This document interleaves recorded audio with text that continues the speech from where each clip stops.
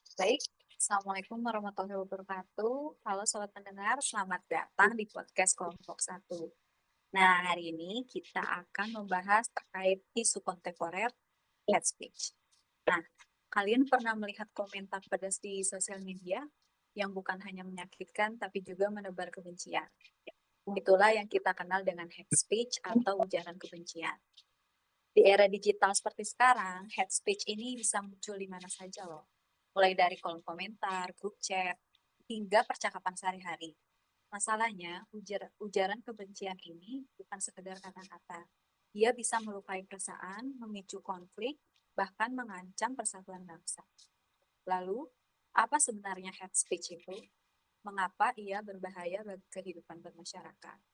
Nah, semua pertanyaan itu akan kita bahas di episode kali ini. Jadi pastikan kalian tetap bersama kami ya. Sebelum kita masuk ke podcast pembahasannya, eh, izinkan saya untuk memperkenalkan diri. Saya Kartika Sari dari Biro LPPBNN. Lalu ada rekan saya yang akan memperkenalkan diri. Silahkan, Mbak Fitri. Baik, saya Fitrila dari Biro Hukum. Lalu ada Mas Daniel. Halo, perkenalkan saya Daniel dari Pusat Data dan Teknologi Informasi. Baik, selanjutnya ada Mas Yosef. Halo semuanya, saya Yosep dari Direktorat Perkapalan dan Kepelautan. Baik, selanjutnya ada Mas Taufan. Halo, salam kenal. Nama saya Sri Taufan dari Direktorat Jenderal Perhubungan Laut di unit UPP Waikelo. Baik, rekan-rekan sudah akan diri dan sudah hadir bersama saya rekan-rekan CPNS dari Kementerian. Nah, saya mau mulai nih bertanya dari Mas Yosef. Mas Yosef, bisa bantu dijelaskan mungkin Mas terkait apa sih itu hate speech? Nah, ya terima kasih Mbak Kartika. Jadi hate speech itu ujaran kebencian ya. Ujaran kebencian yang menyerang seseorang atau kelompok berdasarkan identitasnya, kayak seperti agama, suku, ras, atau gender. Bukan sekedar perbedaan pendapat, tapi sesuatu yang bisa memicu konflik sosial dan merusak persatuan kita, gitu Bu. Oh, begitu. Terima kasih atas penjelasannya, Mas. Nah, kalau begitu, siapa sih yang paling terdampak dari hate speech ini? Mungkin dari Mbak Ila bisa membantu menjelaskan, Mbak. Siap, Mbak Kartika. Jadi sebenarnya semuanya bisa terdampak. Untuk korban pasti jelas terluka, tapi masyarakat juga sebenarnya ikut terkena imbasnya karena hate speech itu membuat kepercayaan antar warga terkikis. Bahkan negara juga ikut rugi karena hate speech bisa mengancam stabilitas nasional. Pelakunya sendiri itu bisa juga berhadapan dengan hukum. Lebih jauhnya lagi sebenarnya negara juga bisa kena dampak eh, terkait dengan persatuan bangsa yang bisa terancam. Seperti itu, Mbak. Baik, terima kasih Mbak Ila.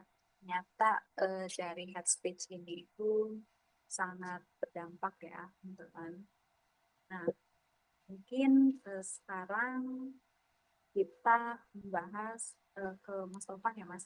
Mas bisa bantu dijelasin nggak kapan dan di mana biasanya hate speech ini muncul? Ya, oke. Terima kasih, Mbak. Jadi, tentang hate speech itu biasanya muncul pada saat ada isu-isu sensitif. Itu paling banyak ditemukan isu-isu politik. Terus ada pada saat ada perbedaan pandangan atau konflik sosial.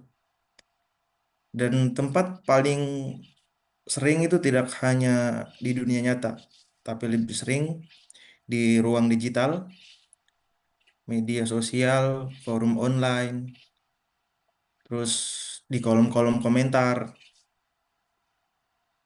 Di ruang digital yang terbuka lebar membuat ujaran kebencian semakin bahkan sangat sulit dikendalikan. Mungkin itu, Mbak.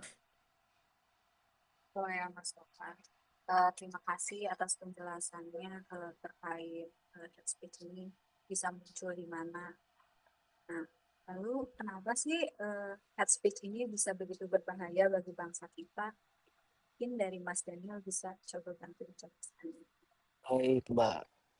Kenapa begitu berbahaya bagi bangsa kita? Menurut saya, karena hate speech merusak sendi-sendi kehidupan berbangsa.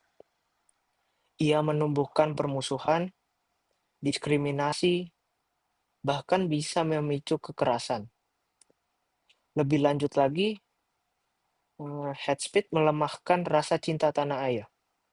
Padahal cinta tanah air adalah modal utama kita untuk bela negara. Baik, terima kasih paparannya. Saya setuju sekali ya, mungkin rekan-rekan juga setuju sekali tentang pemaparan hate speech ini, mulai dari awal mulanya, dampaknya, serta eh, apa aja sih eh, bentuk bela negara di era modern ini. Bela negara bukan hanya angkat senjata, tapi juga menjaga kesatuan dari ancaman militer, termasuk ujaran kebencian. Dengan bijak bermedia sosial, menyebarkan konten positif, dan menolak provokasi, kita sudah menunjukkan cinta tanah air sekaligus bela negara. Itu mungkin salah satunya kita dapat melawan speech. Untuk memahami lebih jauh lagi mengenai akses bela negara dalam menghadapi hate speech, mungkin dapat kita tanyakan satu-satu ya mengenai apa sih bentuk aksi bela negara yang dapat kita lakukan untuk menghadapi hate speech di era sekarang. Mungkin dari Mas Daniel bisa dipaparkan aksi bela negara apa sih yang bisa kita lakukan untuk menghadapi hate speech. Ya, menurut saya aksi bela negara dalam menghadapi hate speech itu ada kesadaran berbangsa dan bernegara. Itu aksi bela negara dimulai dari kesadaran bahwa Indonesia terdiri dari beragam suku, beragam agama, beragam budaya, dan beragam bahasa.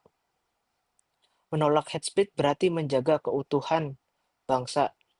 Membiarkan ujaran kebencian berkembang sama saja dengan membiarkan persatuan Indonesia terancam. Menurut saya seperti itu. Baik, terima kasih atas penjelasannya Mas Dani. Ini kita bisa berlanjut ke Mas Novan terkait dengan setia pada Pancasila sebagai ideologi negara untuk menghadapi hate speech. Ya, oke. Terima kasih, Mbak. Jadi, saya akan menyebutkan poin yang kedua. Poin yang kedua itu aspek setia pada Pancasila sebagai ideologi negara. Jadi, Pancasila itu mengajarkan kita tentang persatuan, kemanusiaan, serta keadilan. Terus selanjutnya ujaran kebencian itu bertolak belakang dengan nilai Pancasila. Dengan melawan hate speech, itu berarti kita membuktikan bahwa loyalitas kita terhadap Pancasila itu menjadi pedoman hidup kebangsaan. Mungkin itu, Mbak. Kita beralih kembali ya, terkait dalam berkorban demi bangsa dan negara.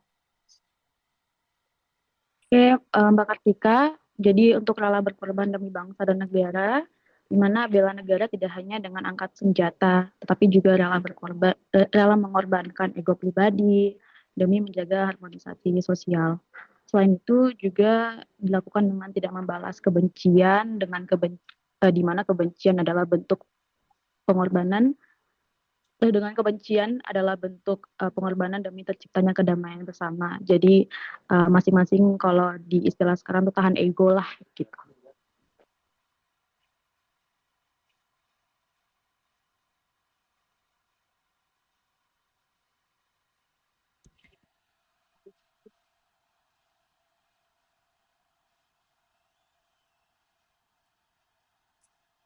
Oke, selanjutnya dari aspek mampu dan siap bela negara secara non-militer. Jadi di era digital yang sekarang itu bela negara berarti siap menghadapi ancaman fisik dan non-fisik seperti provokasi, hoax, bahkan hate speech itu sendiri. Caranya yaitu pertama itu bijak bermedia sosial, tidak mudah terprovokasi, juga memperluas edukasi, serta melaporkan ujaran kebencian kepada pihak berwenang jika terbukti bersama. Begitu, Mbak.